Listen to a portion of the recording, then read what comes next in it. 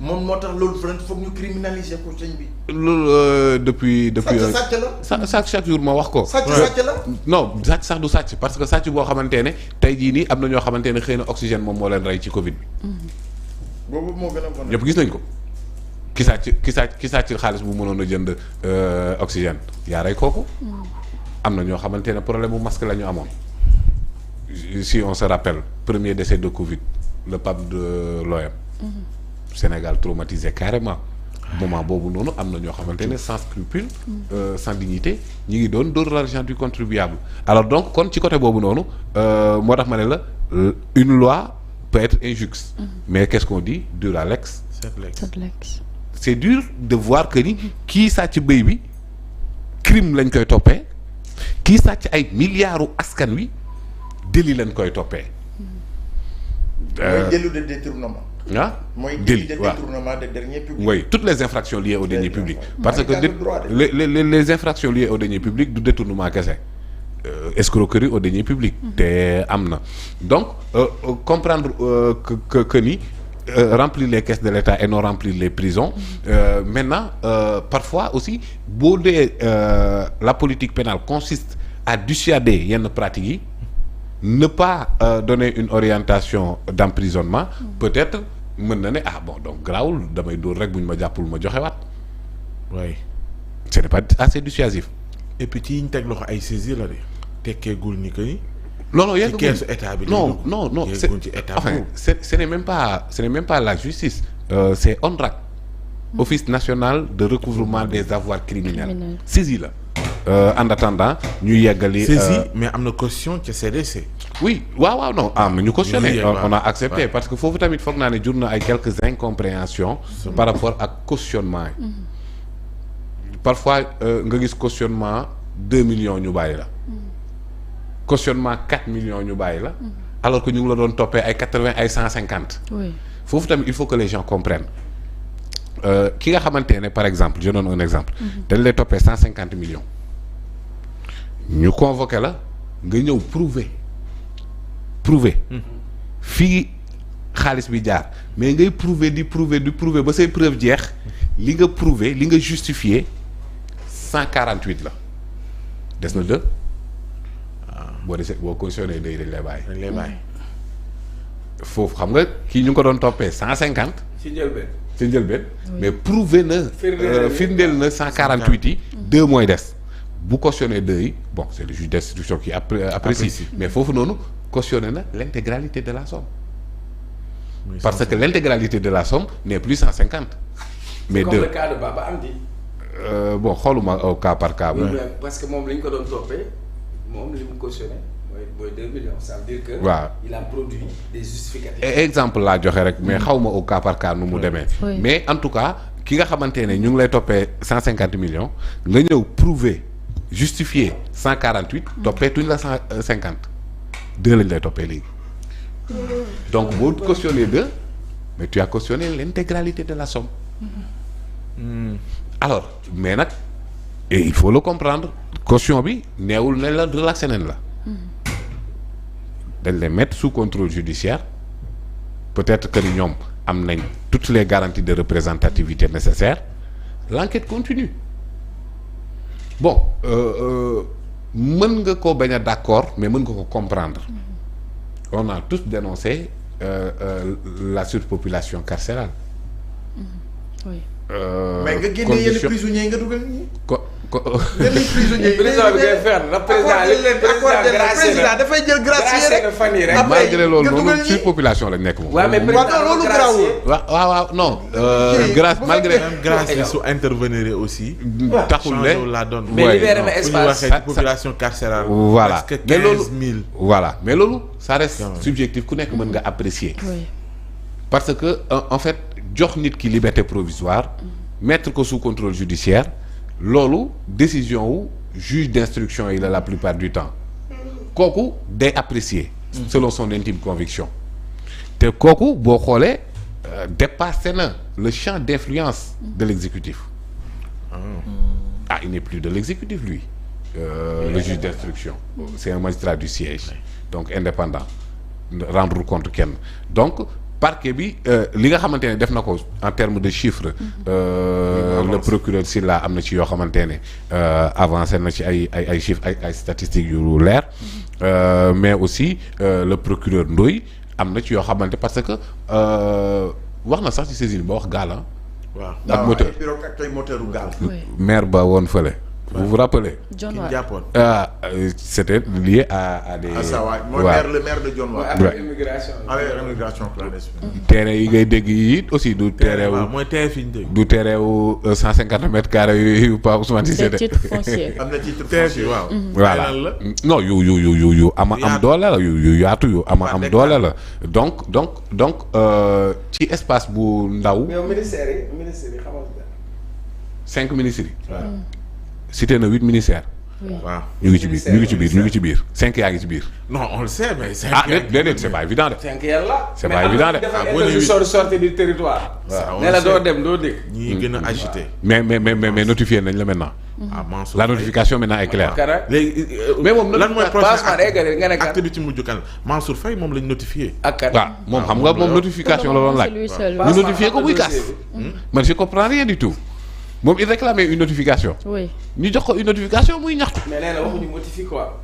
mais nee na en tant que ministre dafa am privilège de juridiction. en tant que ex-ministre. non il a fait un post sur non Facebook pour expliquer cela. non maman nañ bàyyi manipulation. C'est ce qu'il a dit en tout cas. Ça n'a rien à voir avec le privilège de juridiction. L'interdiction n'est même pas du ministère de la justice. Ministère de l'intérieur ñoom ñoo ko jox. tout à fait comme waaw kon kay privilège de léegi am na ñuy juridiction. laajte lu tax ministère de l'intérieur di ko jox. tojal non foofu tamit. privilège de juridiction ba pare ñu xam ne lan la fi wut d'abord. parce que on n'est pas dans une juridiction. Ce n'est pas une interdiction judiciaire mais une interdiction administrative. pour des nécessités d'enquête. donc kon yeggagul ci justice. parce que moom bu yeggoon justice parquet financier du ko jël le procureur Ndoye du ko jël. le procureur Mbacké Fall du ko jël. c'est enquête non le procureur Mbacké Fall du ko jël mais moo koy jëli ji ci instruction ba. parce que haute cour de justice commission d'instruction bi c'est le président bii di léegi mënul jóge ci justice. parce que yeggaguñ ci procédure judiciaire donc yow yeggagoo procédure judiciaire ngay laajte privilège de juridiction moom moo ko gën a xam il le sait. nii jeudi passé laa wax de ma ne am na lu mu yëg affaire am avancé na vous vous rappelez le jeudi passé. bu baax a baax. waaw nga ne dina am lu mu jot. ci ay fan yu jot na mbir ba boobu moom yaa ko wax. xam na ne. li nga xam daa bëri de. déedéet waaye day wax tuuti. mais duñu wax lan la mais day wax tuuti. non. mu ne aux professionnels du droit. oui. aux facultés de droit et aux autres hommes femmes du droit et aux autres hommes femmes du droit. Je rappelle que je suis vos ancien commentaires ministre waaw. qui par l'article 101 de la Constitution Oui. dans l'exercice de ses fonctions bénéficie du privilège de juridiction. waaw mais yow yeggaguñ juridiction. c'est-à-dire bu doon Mansour Faye. loolu bu dafa doon def hors sujet. bu doon Mansour loolu examen la dañuy xotti ki yoon taal bu doon Mansour bi hors sujet. benn tribunal daf ko woo bu dul haute cour de justice. waaw bu bindee lii dina am d'accord sens. donc li muy wax c'est pas le moment. waxaguñu non ko. ça n'a aucun sens moom moo la gën a xam ne li muy wax amul mais sens. moom nee na benn corps de contrôle demande ouverture information judiciaire. il n'y a aucun rapport doucement les gars. des corps de contrôle de l'État. nee naa la rapport audit wu rapport kii bi Cour des comptes def. oui. du la wax Mansour Faye defal. du la wax Massamba defal du wax diw du tudd tur. lire nga rapport bi ba mu jeex da nga fay gis turu kenn. day junj quoi. jutu. te tey même procureur bi il a été très prudent. nee na moom mënul tudd turu nit. bi ko journaliste yi laajte dafa ne li mu mën a tudd ce sont des ministères yi nga xam ne ñoom la ñu cité. mais Cour des comptes ce n'est pas une juridiction pénale kon mënul situer une responsabilité pénale boo ko xoolee du la sax jox ay infractions du la wax détournement du la wax recel danaan rek écart ay écart am na fii donc parce que ce n'est pas une juridiction pénale habilitée à qualifier des infractions mais dès le début de l'audit du rapport dès le début nee na la lépp li nga xamante ne maa ngi koy wax ci suuf bu constituer une violation à la loi pénale delloo naa ko procureur loolu leer na donc kon moom rapport mënu ko tudd parce que rapport du tudd nit ñi actuellement ñi nga xamante ne ñi ngi nekk en détention wala ñi ñu woo ñu rapport da leen tudd kan moo gis seen tur ci rapport mais 262 personnes de. kan moo gis ñooñu noonu seen i tur ci rapport parce que rapport bi amul tur.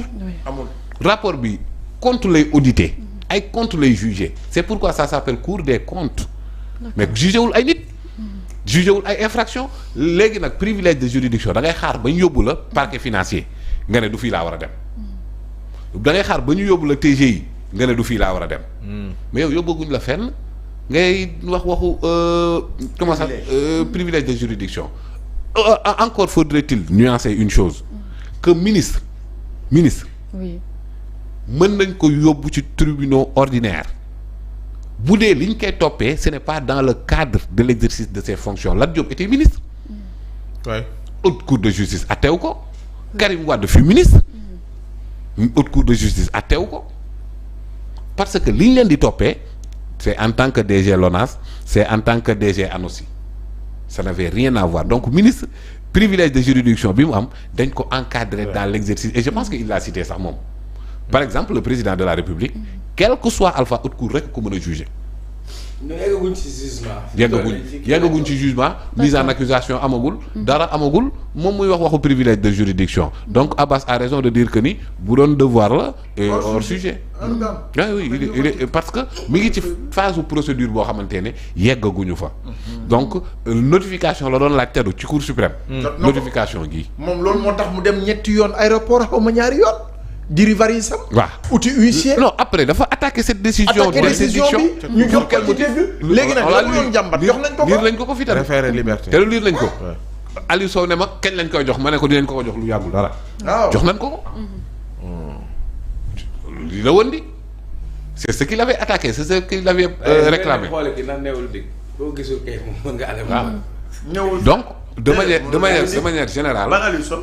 jox nañu benn aperçu. de li nga xamante ne moom la gouvernement enfin moom la parquet bi am en termes d'orientation. donc la priorité il faut le comprendre dès à présent. c'est de remplir les caisses de l'État. dinañ ko réussir fi ñu ci toll nii.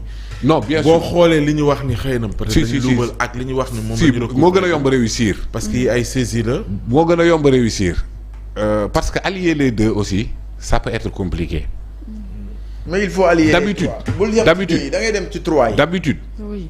nit ki bu xasee ba dem ba prison moom ñaaw na ba pare rek du génne dërëm purger penam alors qu'on est en matière délictuelle donc peine yi voilà. bu ëppee ba ëpp 7 ans. léegi yow imaginez je donne un exemple nga téye sa ay milliards dugg nga prison doo joxeeti. da ngay xaar peine bi Pas Moussa. ñu saisir la. Non, pas Moussa. mënuñu la saisir. Attention. Quand on a mis en xaaral yow mënuñu la saisir. waaw boo bañee joxe mënuñu la saisir. waxando dafa am ay peine yoo xam ni. ci yenn mbir yi moo dafay dem day dem ba egg 7 ans. waaw mais non mën na am circonstance aggravante mën na wees sax 7 ans. Ouais. mais seulement li ma bëgg a wax mooy le principe mooy cadre délictuel lañ nekk ñoom délit. Karim Wade ñaata lañ ko lañ ko toppee finalement 38 milliards je crois. joxe na dërëm purgé na penam demul yoonam. Il n'a même pas purgé mais après ça a l'intégral. été négocié. commission rogatoire yi. mais après ça a été waaw négocié. Monaco ñu ne kontaan nga fa Singapour xaw ma lan finalement li ma la donc bëggoon laaj. te kon mooy amatul. est-ce que buñ la condamné. ba nga purger sa peine mënuñu saisir sa bien yi nga xam ne moom la yor. Bien sûr. non avant sax saisine kenn saisine nee nañ la am na ay biens yu bëri yu ñu saisir fi mu toll nii. waaw donc kon kay léegi. nanu dem foofu. nee na la moom il n'est pas un agent de recouvrement. justement il l'a dit. donc kon en fait nekkul kuy de parce que yooyu ça obéit à d'autres procédures. Ouais. Les voies d'exécution dafa am les voies d'exécution maanaam exécuter les décisions de justice maintenant Karim Wade la décision de justice a été exécutée.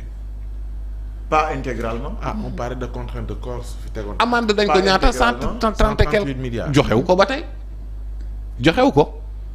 est-ce que amul ñu ko joxe. joxewu ko non non. mais est-ce que amul ñu. da ngaa gis benn loi de finances rectificative bu mu dugg.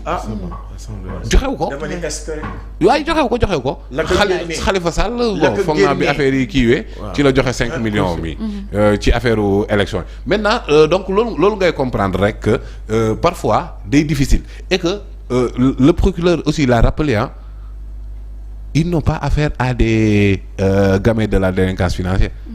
ñu mën.